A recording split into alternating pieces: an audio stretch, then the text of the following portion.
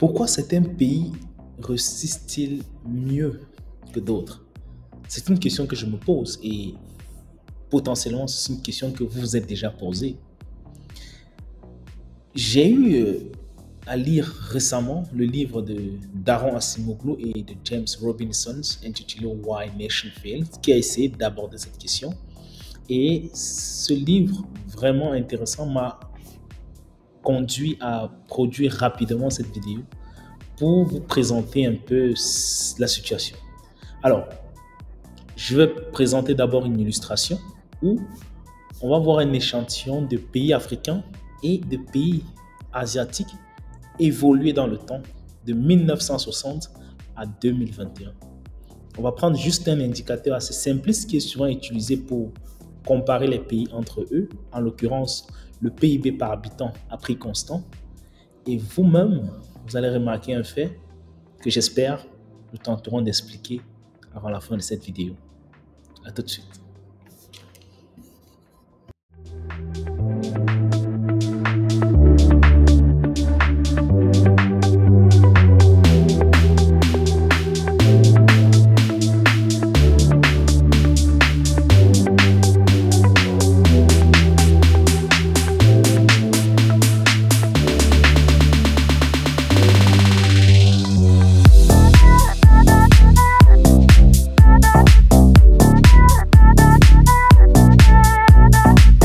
Voilà, après avoir construit cette illustration, moi aussi j'ai été bluffé parce que c'est un phénomène dont on entend tous, mais là ce sont des données qui ont parlé, c'est des données qui l'ont révélé.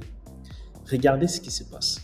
1960, on a l'Afrique du Sud qui est au top de notre classement, suivi de la Côte d'Ivoire, et la Chine est tout au fond du classement, qui est dépassé par le Maroc, le Cameroun, la Corée du Sud, et le Sénégal, et même la République démocratique du Congo. Alors, prenons la suite. 1980, 20 ans plus tard, l'Afrique du Sud est toujours au top, la Chine toujours au fond, le Cameroun relativement au milieu, mais bien sûr, il faut le préciser, le Cameroun toujours en dessous de la Côte d'Ivoire. Voilà. Et la Chine, attention, le Maroc est monté, le Sénégal un peu descendu, donc la situation n'a pas trop changé. Ok, mais attention, il y a la Malaisie qui a doublé la Côte d'Ivoire. Prenons 20 ans plus tard, c'est-à-dire maintenant en 2000. Voilà, en 2000, la Corée du Sud est au top. Elle a doublé la Malaisie également, suivie par la Malaisie, donc c'est deux pays d'Asie pour le préciser. L'Afrique du Sud, qui était le champion africain, est en 3e position. La Chine, qui était tout en bas, est 4e. La République démocratique du Congo, tout au fond. Il faut toujours le préciser, le Cameroun en dessous de la Côte d'Ivoire. C'est important. Et enfin, en 2021, qui est en fait la situation d'aujourd'hui, tous les pays asiatiques sont au top. Tous les pays africains sont en bas, vraiment séparés comme on fait la classification. Deux classes, là, on a copié. D'accord? Et regardez, le plus petit, le plus faible des pays asiatiques est à 10 000, environ à 11 000 $ américains par citoyen. Le premier africain est autour de 6 000. Donc, le dernier en Asie a le double du revenu du premier en Afrique. Donc, il y a une situation, il y a eu un changement radical qui tient lieu d'expliquer. C'est là que les économistes, en l'occurrence Daron Acemoglu et James Robinson, en arrivent à se poser la question de savoir, mais pourquoi certains pays réussissent-ils mieux que d'autres? Pourquoi certains pays arrivent à faire ce processus de changement et d'autres n'y parviennent pas? On sait que beaucoup de théories ont été développées sur la question. Certains économistes pensent que c'est la géographie, c'est-à-dire la présence des ressources naturelles qui expliquerait la richesse de certains pays par rapport à d'autres. Comment donc expliquer que la République démocratique du Congo, qui est un pays, qu'on le sait, a l'une des ressources, le potentiel en ressources les plus énormes dans le monde, se retrouve carrément en bas du classement? C'est illogique, c'est incompréhensif. Ça veut dire que l'explication de la richesse des nations par la seule présence des ressources naturelles n'est pas une théorie acceptable. D'autres pensent que c'est la culture. Donc, est-ce qu'il y a une culture spécifique qui fait en sorte que les pays qui ont un aspect culturel d'une certaine manière auront tendance à réussir mieux que d'autres. Mais là, c'est aussi à revoir. Dans le livre de Daron Acemoglu et de James Robinson, ils mettent l'accent sur un aspect important qu'on appelle les institutions. Et c'est ça que je vais déclarer ou bien que je vais tenter de vous expliquer dans cette vidéo. L'Afrique est traversée par une vague impressionnante de coups d'État. Depuis août 2020, on compte au total 8 coups d'État.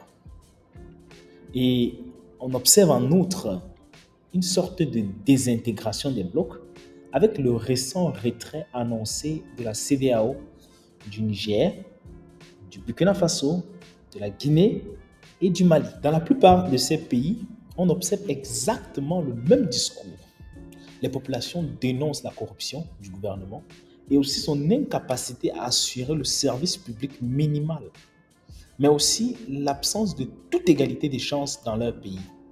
Ils estiment qu'ils ont été paralysés par un État inefficace et corrompu, mais aussi par une société où ils ne peuvent exprimer leur talent, leur ambition, leur créativité et même le peu d'éducation qu'on leur a prodigué. Tous ces points évoqués par les populations se résument dans ce que les économistes Daron Acemoglu et James Robinson ont appelé les différences institutionnelles. Les institutions se définissent comme les règles qui conditionnent les incitations économiques des individus, ainsi que les perspectives et les opportunités qui s'offrent à eux.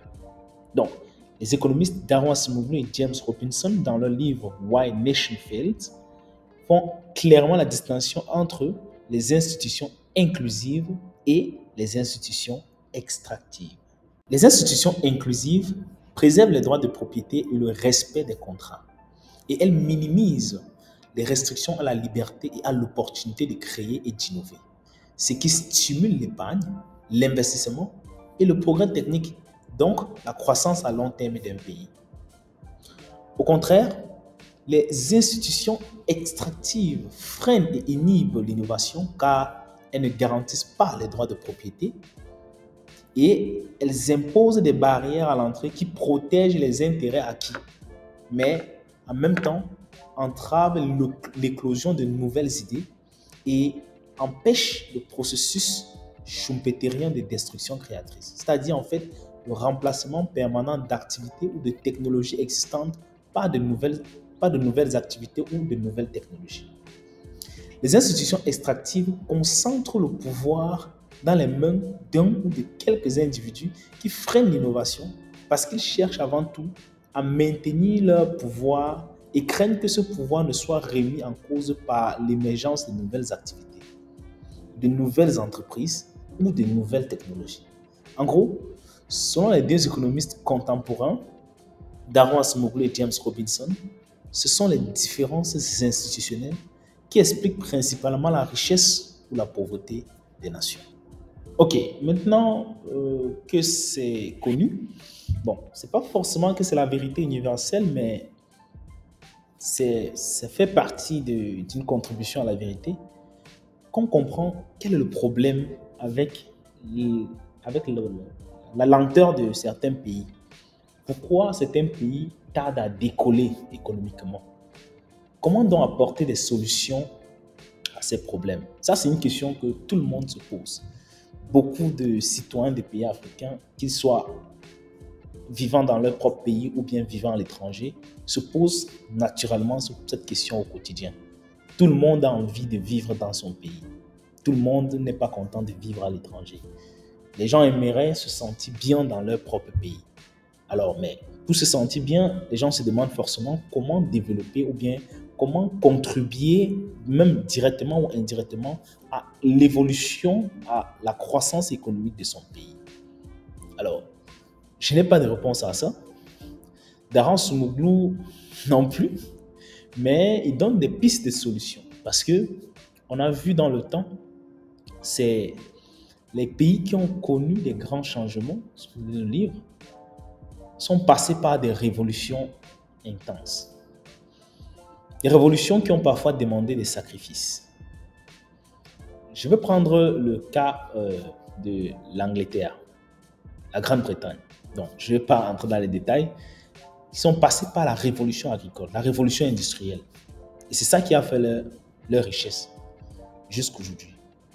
Et c'est ça qui a profité à l'Angleterre, profité à l'Europe et aux États-Unis plus tard.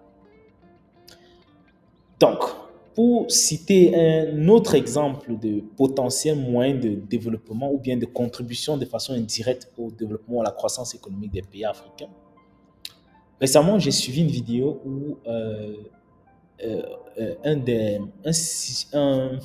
monsieur Stanislas Zézé, voilà, c'est ça son nom, le directeur de Bloomfield Investment en Côte d'Ivoire, qui est une sorte d'entreprise de notation qui permet de donner une note aux États pour l'évaluation financière. En s'adressant à la diaspora, leur a donné une tactique que j'ai trouvée plutôt élégante pour permettre en fait aux États africains de s'intéresser à eux. Parce que beaucoup de personnes qui vivent dans la diaspora en Europe, en Amérique et tout ça, en Asie, beaucoup de personnes, citoyens des pays africains qui vivent dans la diaspora, pensent que l'État ne s'intéresse pas à eux dans la gestion de l'affaire gouvernementale. D'accord? Alors, comment donc faire en sorte que l'État s'intéresse à eux? Donc, comment faire que l'État s'intéresse à nous en tant que membre de la diaspora? Stanislas Zézé a dit deux moyens sont possibles. C'est bien documenté que les citoyens ou bien les Africains de la diaspora font des transferts d'argent énormes chaque année qui se chiffrent aux milliards de dollars vers leur famille pour une assistance familiale. Alors il disait, c'est bien beau de faire cette assistance de cette manière, c'est-à-dire aider d'un point de vue social, c'est bien, c'est pas mal. Mais imaginez une situation où une communauté de la diaspora d'un pays possède une sorte de fonds d'investissement, c'est-à-dire ils mettent leur argent ensemble dans un grand fonds et ces fonds-là servent à acheter des obligations d'État. Voilà. Vous savez, si vous avez déjà vu une mission du FMI ou de la Banque mondiale dans nos pays, vous allez voir comment les gouvernements se comportent quand on dit le FMI arrive. Parce que c'est le bailleur de fonds. Quand le bailleur de fonds arrive, on écoute ce qu'il dit. Donc, si les gens de la diaspora ont un fonds et achètent des obligations de l'État, c'est-à-dire font des prêts aux États africains ou bien à son pays d'origine, supposons les membres de la diaspora ivoirienne ont un fonds, ils ont des milliards de dollars ou bien des millions de dollars, ils font des prêts au gouvernement ivoirien. Alors, quand il va falloir prendre des décisions importantes pour le pays, vous allez être à la table pour donner votre point de vue parce que vous apportez de l'argent. Donc, voilà un moyen simple. Un autre moyen, c'est par les élections. Ok, les pays organisent régulièrement les élections. Imaginez un pays qui a, disons, 30 millions d'habitants et que, prenons l'Europe, la diaspora européenne, c'est beaucoup de pays et les citoyens d'un même pays peuvent se retrouver à 5 millions à l'étranger. Imaginez-vous 5 millions d'électeurs qui votent tous de la même manière avec un leader communautaire. Forcément, pendant les élections, on va s'intéresser à ces gens-là. S'ils sont tous engagés à voter et à voter de la même manière, tout le monde, tous les responsables politiques auront intérêt à ce que ces gens-là soient de leur côté. Donc voilà deux moyens simples, ce n'est pas de moi, de Stanislas Zézé, pour, par exemple, les personnes de la diaspora, comment faire en sorte que leur gouvernement s'intéresse à eux. Après tout ça, demande de l'organisation. Et ben voilà. Merci, c'est la fin de cette vidéo. J'espère que vous avez aimé. Je vais recommencer à postuler régulièrement des vidéos. Je m'excuse déjà pour la long break, mais c'est que récemment, j'ai recommencé avec un doctorat et pas mal occupé. Donc, ça n'a pas été facile de s'organiser. Ce n'est pas une raison valable, mais je pense qu'à l'avenir, je produirai de contenu de cette qualité et de ce genre, avec ce genre d'idées régulièrement. À bientôt et abonne-toi si tu ne l'as pas encore fait.